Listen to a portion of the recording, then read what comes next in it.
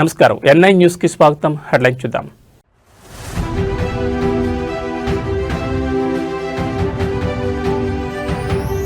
CM చంద్రబాబుతో deputy CM Pawan Kalyan భేటీ. తాజా రాజకీయ పరిణామాలు, ఇతర అంశాలపై చర్చ.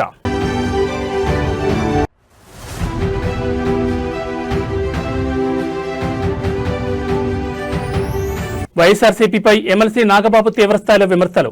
వైసీపీ హిందూ ద్రోహి అంటూ సంచలన వ్యాఖ్యలు.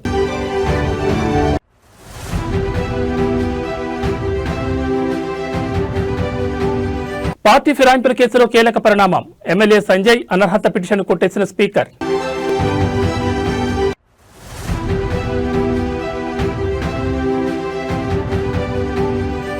ఫోన్ ట్యాపింగ్ కేసులో డీఎస్పీ ప్రణీతరావుపై వేటు. డీఎస్పీ నుంచి సీఐగా డిమాండ్.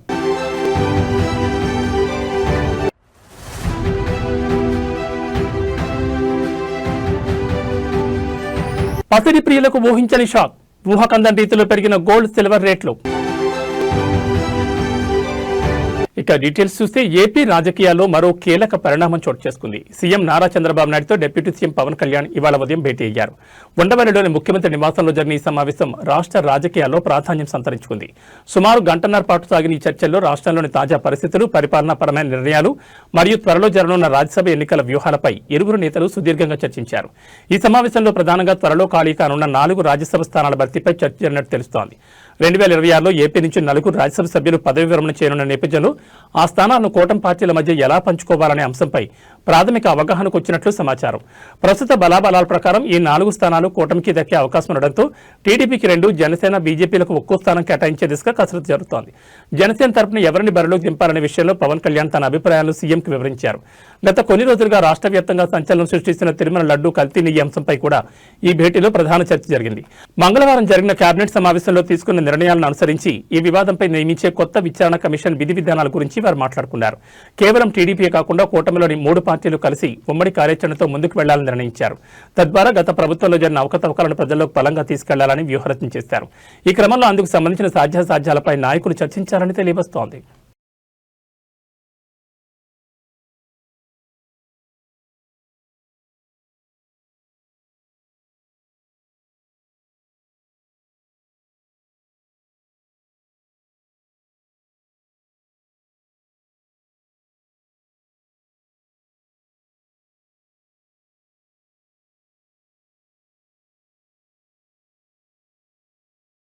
జనసేన నేత ఎమ్మెల్సీ నాగబాబు సంచలన వ్యాఖ్యలు చేశారు. తాను ఒక సగటు భారతీయుని, హిందువుని అని చెప్పారు. తాను పరమాత్మను నమ్ముతానని చెప్పారు. హిందువు అనేది నమ్మకమో మతమో కాదని, ఇది ఒక ధర్మం అని అన్నారు. ఇది ఒక జియోగ్రాఫికల్ ఐడెంటిటీ అని చెప్పారు. ఈ దేశంలో పుట్టిన ప్రతి ఒక్కరూ హిందువేనని, ఇక్కడ చార్వాకులకు కూడా చోటు ఉంది కాబట్టి తాను హిందువుని అని అన్నారు. తన ధర్మాన్ని గౌరవిస్తూ ఇతరుల విశ్వాసాలను కించపరచకుండా బతికున్నా కాబట్టి ప్రౌఢ్ సనాతని హిందువుని చెప్పారు. అందుకే తాను ఎమ్మెల్సీగా మండలిలో అడుగుపెట్టిన తొలిసారే అర్చకుల జీతాలు పెంచాలని కోరినట్లు తెలిపారు. 2020లో అంతర్వేదిలో రథం దగ్ధమైన రోజు, రాష్ట్ర వ్యాప్తంగా హిందువుల మనోభావాలు దెబ్బతిన్న రోజు వైసీపీ ప్రభుత్వం కేసును సీబీఐకి అప్పగిస్తామని చెప్పిందన్నారు. కానీ సీబీఐ ఆ కేసును టేకప్ చేయలేదని చెప్పిందన్నారు. వైసీపీ వాళ్లకు ఇతరుల పర్సనల్ విషయాలపై ఉన్న ఆసక్తి ప్రజలపై ఉండదన్నారు. 2020లోనే రామతీర్థం రాముడి శిరస్సును తీసేసినా వైసీపీ పట్టించుకోలేదన్నారు. ఈ కేసును కూడా నీరు కర్చారన్నారు. 2024 జనవరి 24లో అయోధ్య రామ మందిరం నిర్మించుకున్నారని అన్నారు. ఈ సందర్భంగా పవన్, చంద్రబాబు వెళ్లి అయోధ్యలో జరిగిన కార్యక్రమంలో పాల్గొన్నారని అన్నారు. కానీ జగన్ ఒక ట్వీట్ కూడా వేయలేదన్నారు. అంతేకాకుండా టీటీడీలో అకామిడేషన్ ఛార్జీలు పెంచారని, సామాన్యుడికి దేవుని దూరం చేశారన్నారు. తిరుమలపై దోపిడీ అంతా ఇంతా కాదన్నారు. బాధ్యత గురించి వైసీపీ వాళ్ళకు చెప్పడం చెవిటోడి ముందు శంఖం వదినట్లే అన్నారు. పవన్ తిరుమల దర్శనానికి తన కూతురుకు డిక్లరేషన్ ఇప్పించారని, అబ్దుల్ కలాం కూడా డిక్లరేషన్ ఇచ్చే వెళ్లారని అన్నారు. నువ్వు కలాం కంటే గొప్పోడివా అంటూ జగన్ ప్రశ్నించారు. నమస్తే, నేను మీ నాగబాబుని. ఒక సగటు భారతీయుడిని, ఒక హిందువుని. అదేంటి మీరంతా నాస్తికుడు అనుకుంటున్న నాగబాబు హిందువుని అంటున్నాడని అనుకుంటున్నారా? ఆదిశంకరుల అద్వైతం, రమణుల ఆత్మజ్ఞానం, వీళ్ళిద్దరూ చెప్పిన నిరాకార స్వరూపమైనటువంటి ఆ పరమాత్మను నమ్ముతాను.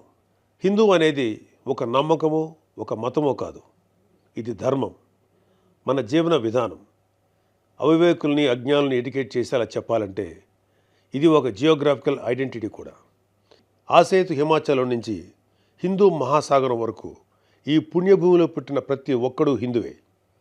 ఈ దేశంలో, ఈ ధర్మంలో చార్వాకులు కూడా చోటుంది కాబట్టి నేను నికార్సైన హిందువుని. నా ధర్మాన్ని గౌరవిస్తూ ఇతరుల్ని కించపరచకుండా బతుకుతున్న ఒక ప్రౌడ్ సనాతన హిందూని. అందుకే నాకు ఎమ్మెల్సీగా కౌన్సిల్లో మాట్లాడే అవకాశం రాగానే హిందూ మతం కోసం పాటుపడే అర్చకుల చాలీ చాలని జీతబత్యాల గురించి మాట్లాడాను. మరి వైసీపీ నాయకుల సంగతి ఏంటంటారు? రండి చూద్దాం.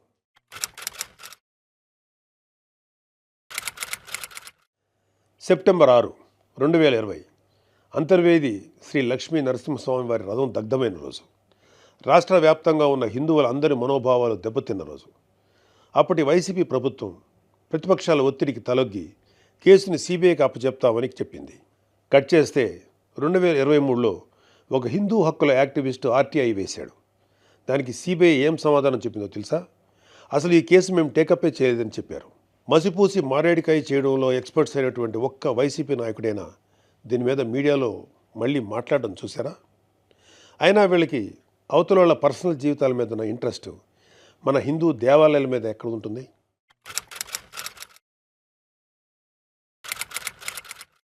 డిసెంబరు 2020 రామతీర్థం రాముడు మనకు ఒక దైవం.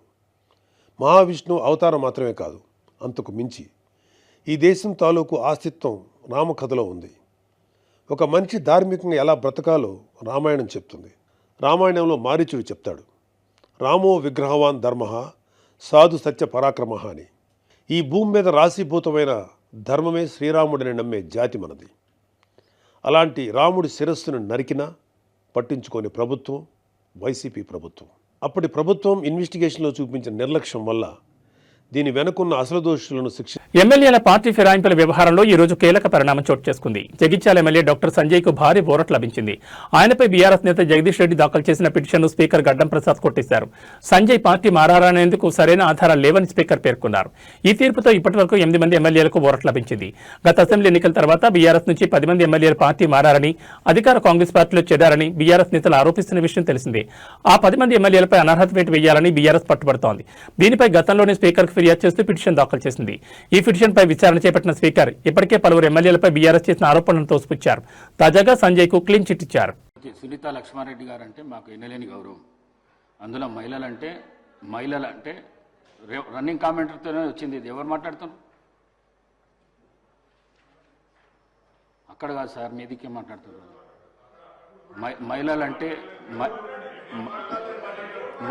మహిళలంటే ఎన్నలేని గౌరవం నాకు 8 మంది సిస్టర్స్ ఉన్నారు. నేను మహిళలను చాలా ఎక్కువ గౌరవిస్తాను. నేను ఈ సీటు మీద ఉండి నేను మిమ్మల్ని అనుకోవడం మాత్రం చాలా పొరపాటు. అది మీరు మాట్లాడేటప్పుడు రన్నింగ్ కామెంటరీ ఇక్కడి నుంచి అక్కడి నుంచి వస్తున్నది.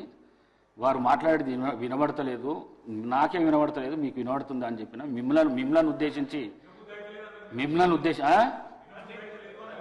వినబుద్ధి అయితే లేదు నా మాట్లాడింది అని చెప్పినా కానీ వారిని ఉద్దేశించి చెప్పింది కాదు. నేను మీరు తప్పుగా భావించిండొచ్చు. మీ మనసు కష్టపడితే విడ్రా చేసుకుంటారు. గెలుపు ఓటములు అనేటి సహజం. వివేకానందులు ఏం చెప్తారు? ఎవరైతే ధైర్యంగా ఉంటారో వాళ్ళని విజయం వరిస్తారు. ఒక్కసారి అధైర్యపడ్డారంటే వాళ్ళు ఏ పనిలో కూడా ముందరికి పోదని చెప్పి వారి సూక్తులలో ఒక సూక్తి మనకు అబ్దుల్ కలాం గారు చెప్పేవారు, awake kind stop not till you reach the goal అని చెప్పి. మీరు కూడా పిల్లలు ఒక లక్ష్యాన్ని పెట్టుకుని ముందరికెళ్ళాలి. ఎవరమైనా కానీ ఒక లక్ష్యం లేకుండా ముందరికెళ్తే గ్యారెంటీగా మనం ఫెయిల్ అవుతాం. ఏది చేసినా మనం సాధించవచ్చు, సాధించకపోవచ్చు, కానీ లక్ష్యం అనేది ముందర పెట్టుకోవాలి. చదువుకుంటున్నప్పుడు మంచి మార్కులతో పాస్ కావాలని చెప్పి పెట్టుకోవాలి. ఓకే, మార్క్ తక్కువ వస్తుంది, ఎక్కువ వస్తుంది, రోజు ఫెయిల్ అవుతాం, అదైనా పడద్దు. తెలంగాణలో మున్సిపల్ ఎన్నికల హడావుడి జోరందుకుంది. అన్ని పార్టీలు ప్రచారాన్ని ముమ్మరం చేశారు. ముఖ్యంగా కాంగ్రెస్, బీఆర్ఎస్ పార్టీలు వీలైనన్ని ఎక్కువ స్థానాలు గెలుచుకునే లక్ష్యంతో వ్యూహాలకు పదును పెడుతున్నాయి. ఈ తరుణంలో బీజేపీ కీలక ప్రకటన చేసింది.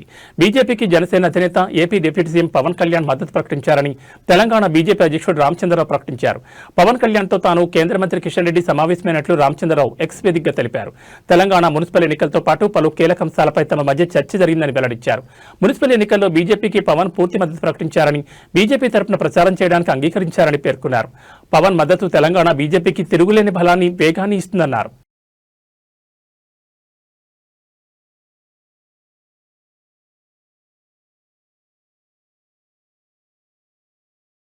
ఫోన్ ట్యాపింగ్ కేసులో మరో సంచలన నిర్ణయం తీసుకున్నారు. డీఎస్పీ ప్రణీతరావును డిమోట్ చేస్తూ ప్రభుత్వం ఉత్తర్వులు జారీ చేసింది. డీఎస్పీ నుంచి సీఐగా ప్రణీతరావును డిమోట్ చేస్తూ తెలంగాణ ప్రభుత్వం ఉత్తర్వులు వెలువరించింది. ఫోన్ ట్యాపింగ్ కేసుకు ముందు డీఎస్పీగా ఉన్న ప్రణీతరావు అరెస్ట్ అనంతరం సస్పెండ్ అయ్యారు. 2007 బ్యాచ్కి చెందిన ప్రణీతరావుకు గతంలో కల్పించిన యాక్సిలరేటెడ్ పదోన్నతి రద్దయినట్లయింది. ఇకపై ఆయన ఇన్స్పెక్టర్గానే కొనసాగనున్నారు. గత ప్రభుత్వ హయాంలో ఎస్ఐబి డీఎస్పీగా పనిచేసిన దుగ్గ్యాల ప్రణీతరావు కిందట సస్పెండ్ అయ్యారు. కేసీఆర్ ప్రభుత్వ హయాంలో రాజకీయ నాయకులు ప్రజాప్రతినిధులు ఫోన్ ట్యాప్ చేసినట్లు ఆయనపై పెద్ద ఎత్తున ఆరోపణలు వచ్చాయి. కాంగ్రెస్ ప్రభుత్వం అధికారంలోకి వచ్చిన తర్వాత ఆయన వ్యవహార శైలిపై విచారణ చేయించారు. విచారణలో అది నిజమని తేలడంతో ప్రభుత్వం సస్పెండ్ చేసింది. 2023 నవంబర్ 15న ఒకే రోజు 650 ఫోన్లు ట్యాపింగ్ అయ్యాయని, మావోయిస్టుల నేతలతో వీరికి సంబంధాలున్నాయంటూ రాజకీయ నేతల నెంబర్లను పంపించి రివ్యూ కమిటీ ద్వారా గ్రీన్ సిగ్నల్ వచ్చిన తర్వాతే ఫోన్లు ట్యాపింగ్ చేసినట్లు సిట్ గుర్తించింది. ఈ క్రమంలో వాటికి సంబంధించిన ప్రభాకర్ కూడా దాదాపు 3 సార్లు విచారించారు. తాజాగా ప్రభాకర్ రావు డీఎస్పీ నుంచి సీఐగా డిమోట్ చేయడం సంచలనంగా మారింది. లోక్సభలో 8 మంది కాంగ్రెస్ ఎంపీల సస్పెన్షన్పై భువనగిరి ఎంపీ చామల కిరణ్ కుమార్ రెడ్డి ఆగ్రహం వ్యక్తం చేశారు. పార్లమెంట్లో వాస్తవాలు బయటకు రాకుండా బీజేపీ అడ్డుకుంటోందని, రాహుల్ గాంధీ మాట్లాడుతుంటే మైక్ కట్ చేసి ప్రతిపక్షాల గొంతు నొక్కే ప్రయత్నం చేస్తున్నారని విమర్శించారు.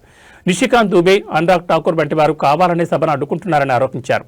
ప్రజా సమస్యలపై చర్చించే ఉద్దేశం కేంద్రానికి లేదని మండిపడ్డారు.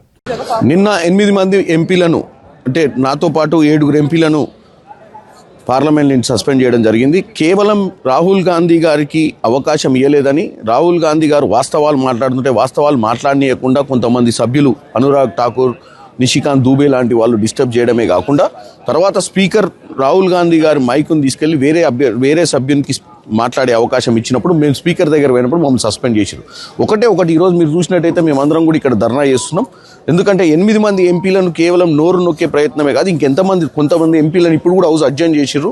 వీళ్ళు హౌస్ నడపాలని కాదు, ఎప్పుడైనా ప్రజల సమస్యల మీద మాట్లాడేటప్పుడు ప్రజా సమస్యల మీదనే కాకుండా దేశంలో జరుగుతున్నటువంటి విషయాల మీద, సామాన్యులకు నష్టం జరిగే విషయాల మీద మాట్లాడే ప్రయత్నం చేస్తే మమ్మల్ని మాట్లాడనీయక గొంతు నొక్కే ప్రయత్నం చేస్తున్నారు. గొంతు నొక్కినంత మాత్రాన ఏం కాదు. ఒకవేళ వాళ్ళు ఇవాళ మమ్మల్ని చట్టసభలకు ప్రజలు పంపించింది ప్రజా సమస్యల మీద మాట్లాడటానికి. ఈ దేశంలో జరుగుతున్నటువంటి ఏ లా మీదనైనా చర్చ జరగకుండా వాళ్ళు ఇష్టానుసారంగా చేస్తున్నటువంటి పద్ధతిని మేము ఎదుర్కొంటున్నాం అన్న ఉద్దేశంతో మా గొంతులు నొక్కే ప్రయత్నం చేశారు. కానీ ఈరోజు వాళ్ళు గొంతు నొక్కినంత మాత్రాన మేము ఆగే ప్రయత్నం చేయము. మేము డెఫినెట్గా మకర్దార్ దగ్గర మేము 8 మంది ఎంపీలను కూడా ఈరోజు ధర్నా చేస్తున్నాం. నేను ఒకటే చెప్తున్నా, మమ్మల్ని ప్రజలు గెలిపించి చట్టసభలకు పంపించింది ప్రజా సమస్యల మీద మాట్లాడడానికే. ప్రేక్షక పాత్ర వహించి బీజేపీ చేస్తున్నటువంటి పనులను చప్పట్లు కొట్టి వాళ్ళు చేసేదంతా కరెక్ట్ ఉందని చెప్తే తప్ప మైకులు ఇచ్చే పరిస్థితి లేదు. ఎందుకంటే ఈ విధంగా రాజకీయం చేయడం చాలా తప్పని తెలియజేస్తున్నాం. కృష్ణా జిల్లా ఉయ్యూరు మండలంలో ఘోర అగ్ని ప్రమాదం సంభవించింది. స్థానిక సర్వీస్ రోడ్లో ఉన్న ఒక పరుపుల దుకాణంలో ఒక్కసారిగా మంటలు చెలరేగడంతో భారీగా ఆస్తి నష్టం వాటిల్లిందని తెలుస్తోంది. ఉయ్యూరు మండలం గండిగుంట పరిధిలోని స్వప్న చాతుర్య ఎంటర్ప్రైజెస్ అనే పరుపుల విక్రయ కేంద్రంలో ఈ ఘటన చోటు చేసుకుంది. దుకాణం నుంచి పెద్ద ఎత్తున పొగలు, మంటలు ఎగిసిపడడంతో స్థానికులు తీవ్ర భయాందోళనకు గురయ్యారు. ప్రమాదం జరిగిన వెంటనే అప్రమత్తమైన స్థానికులు అగ్నిమాపక సిబ్బందికి సమాచారం అందించారు. ఘటనా స్థలానికి చేరుకున్న ఫైర్ సిబ్బంది స్థానికుల సహాయంతో శ్రమించి మంటలను అదుపులోకి తెచ్చారు. అయితే మంటలు వేగంగా వ్యాపించడంతో దుకాణంలో ఉన్న పరుపులు, ఫర్నిచర్తో పాటు ఫర్నిచర్ తయారీకి ఉపయోగించే సామగ్రి పూర్తిగా కాలిబూడిదైంది. ఈ ప్రమాదంలో సుమారు 3 లక్షలకు పైగా ఆస్తి నష్టం సంభవించినట్లు యజమాని ఆవేదన వ్యక్తం చేస్తున్నారు. ఈ అగ్ని ప్రమాదానికి షార్ట్ సర్క్యూట్ కారణమని అనుమానిస్తున్నారు. దుకాణంలోని విద్యుత్ వైర్లలో మంటలు చెలరేగి పరుపులకు అంటుకోవడంతో క్షణాల్లోనే మంటలు తీవ్ర రూపం దాల్చినట్టు తెలుస్తోంది. ప్రమాద సమయంలో దుకాణంలో ఎవరూ లేకపోవడంతో ప్రాణ నష్టం తప్పిందని అధికారులు భావిస్తున్నారు. పోలీసులు కేసు నమోదు చేసుకుని దర్యాప్తు చేస్తున్నారు. నిత్యం రద్దీగా ఉండే సర్వీస్ రోడ్ పక్కనే ఉన్న దుకాణంలో ఇలాంటి ప్రమాదం జరగడం ఆ ప్రాంత వాసులను కలవరానికి గురిచేస్తోంది. తయారీ సామగ్రితో పాటు విక్రయానికి సిద్ధంగా ఉన్న విలువైన ఫర్నిచర్ అంతా అగ్నికి ఆహుతి కావడంతో వ్యాపారికి తీవ్ర నష్టం వాటిల్లిందని తెలుస్తోంది. అధికారులు నష్టాన్ని అంచనా వేస్తున్నారని సమాచారం. హైదరాబాద్ నగరంలోని ఎస్ఆర్ నగర్ పరిధిలో గల సంజీవ్ రెడ్డి దాసరం బస్తీలో ఒక్కసారిగా ఉద్రిక్తత నెలకొంది. ఇక్కడ 4 ఎకరాల వివాదాస్పద స్థలంలో ఓ బిల్డర్ చేపట్టిన నిర్మాణం తమ రాకపోకలకు ఆటంకంగా మారిందని, దారిని అడ్డుకుంటోందని బస్తీవాసులు ఆందోళన దిగారు. నిరసన తెలుపుతున్న స్థానికులపై బిల్డర్ ఏర్పాటు చేసిన బౌన్సర్లు కర్కశంగా వ్యవహరించారు. బస్తీవాసులపై విచక్షణ రహితంగా రాళ్లతో దాడికి పాల్పడడంతో పలువురికి గాయాలయ్యాయి. బౌన్సర్ల దౌర్జన్యంతో స్థానికులు ఆగ్రహోద్రక్తులయ్యారు. సమాచారం అందుకున్న పోలీసులు రంగంలోకి దిగి పరిస్థితిని అదుపులోకి తెచ్చేందుకు ప్రయత్నిస్తున్నారు. ప్రస్తుతం అక్కడ భారీగా పోలీసులను మోహరించారు.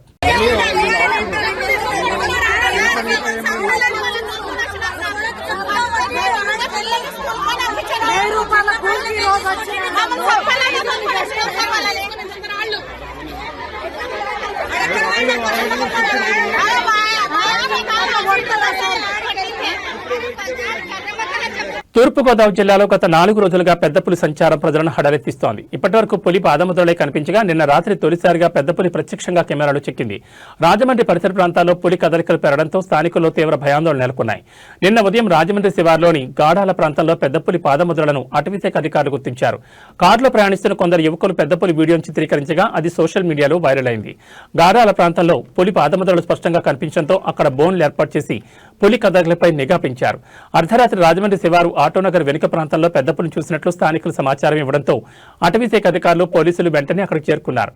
ఇంతలోనే పులి దివాన్ చెరువు పరిధిలోని ఎస్వీపీఎస్ ఫంక్షన్ హాల్లో ఢిల్లీ పబ్లిక్ స్కూల్ మధ్య ఉన్న కొబ్బరి తోటలోకి వెళ్లినట్లు సమాచారం అందింది. దీంతో యంత్రాంగం మొత్తం అక్కడికి చేరుకుని గాలింపు చర్యలు ముమ్మరం చేసింది. పులి సంచారంపై అటవీశాఖ అప్రమత్తమైంది. రాజమహేంద్రవరం సర్కిల్ సీసీఎఫ్ బిఎన్ఎన్ మూర్తి ఆధ్వర్యంలో డిఎఫ్ఓ ప్రభాకర్ రావు, ఎఫ్ఆర్ఓ దావీద్ రాజనాయుడు, డిఆర్ఓ శ్రీనివాసరావు, రాష్ట్ర సిల్వీ కల్చరిస్ట్ ఆర్ శ్రీనివాసరావు తదితర అధికారులు క్షేత్రస్థాయిలో పరిస్థితిని ఎప్పటికప్పుడు పర్యవేక్షిస్తున్నారు.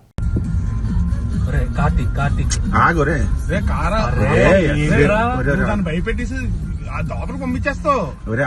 ఆపోజిట్ లో వస్తున్నారు రాగు. అరే దానికి ఏం చేయాలి తెలియట్లేదు రా. లాస్ట్ ఆ సైజ్ ఏంటి రా. లోపల దూకింది రైట్ సైడ్ కి. ఆస్తికాంక్ష తోడబుట్టిన బంధాన్ని చిదిమేసింది. రంగారెడ్డి జిల్లా మోయినాబాద్ మండలంలో న్యాయవాది స్వప్న దారుణ హత్యకు గురయ్యారు. కేతిరెడ్డిపల్లి గ్రామంలో ఆస్తి తగాదాల నేపథ్యంలో ఆమె సొంత అన్నే గొడ్డలతో దాడి చేసి కిరాతకంగా ప్రాణాలు తీశాడు. ఈ వార్త తెలియగానే స్థానికంగా తీవ్ర కలకలం రేగింది. స్వప్న హత్యకు నిరసనగా చేవెళ్ల కోర్టు న్యాయవాదులు విధులను బహిష్కరించి మోయినాబాద్ పోలీస్ స్టేషన్ ఎదుట ఆందోళన దిగారు. బాధ్యుడిని కఠినంగా శిక్షించాలని మరియు న్యాయవాదులకు రక్షణ చట్టాన్ని తీసుకురావాలని డిమాండ్ చేస్తూ భారీ ధర్నా చేపట్టారు. పోలీసులు కేసు నమోదు చేసుకుని నిందితుడిని అదుపులోకి తీసుకున్నారు.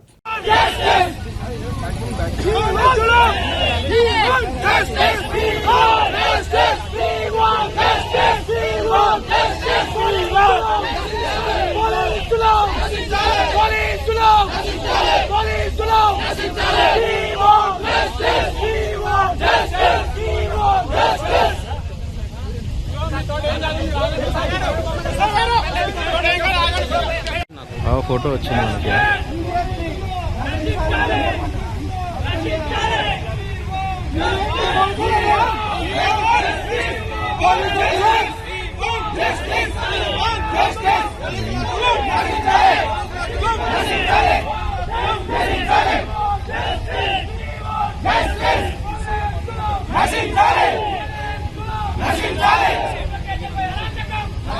గత రాత్రి హైదరాబాద్ నుంచి ముంబైకి ప్రయాణికులతో వెళ్లిన ఇండిగో విమానం రన్వేపై ఎయిర్ ఇండియా విమానాన్ని ఢీకొట్టింది. ఈ ఘటన కలకలం రేపింది. అప్పటికే ఇండిగోలో ప్రయాణికులు దిగిపోవడంతో పెను ప్రమాదం తప్పిందని ఊపిరి పీల్చుకున్నారు. తాజాగా మరో ఇండిగో విమానంలో సాంకేతిక లోపం తలెత్తింది. విమానం టేకాఫ్కు ముందే పైలట్ సాంకేతిక లోపాన్ని గుర్తించి ప్రయాణికులను అలర్ట్ చేశాడు. ఫ్లైట్లో ఉన్న 71 మంది ప్రయాణికులను దించి టెక్నికల్ నిపుణులు తనిఖీలు చేస్తున్నారు. శంషాబాద్ నుంచి ఉదయం 6:45 రాయపూర్ రాయ్పూర్ వెళ్లాల్సిన విమానంలో ఈ ఘటన జరిగింది. పైలట్ ఆ లోపాన్ని గమనించకపోయి ఉంటే ఏం జరిగి ఉండేదో ఊహించడానికే భయంకరంగా ఉందని ప్రయాణికులు అంటున్నారు.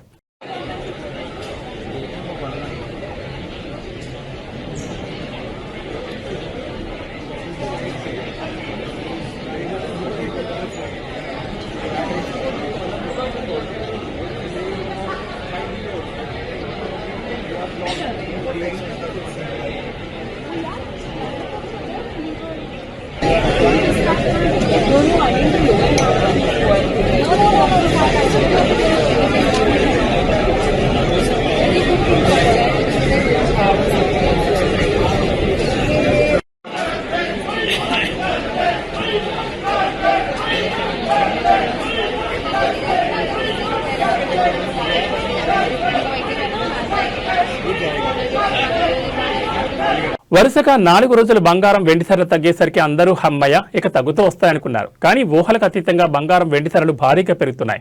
నిన్న ఉదయం వరకు తగ్గిన ధరలు మధ్యాహ్నం నుంచి ఊపందుకున్నాయి.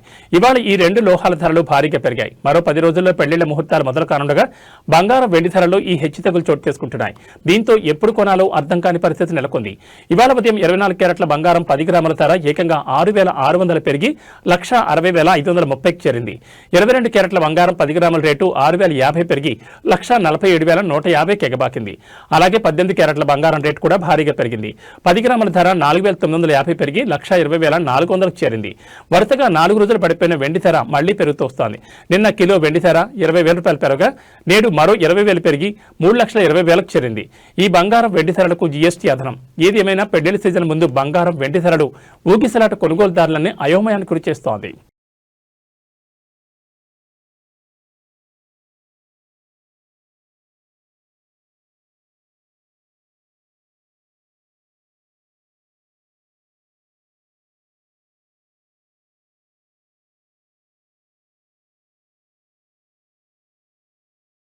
ఏబీ బులెటిన్ విశేషాలు మరో బులెటిన్లో మళ్ళీ కలుసుకుందాం. నమస్కారం.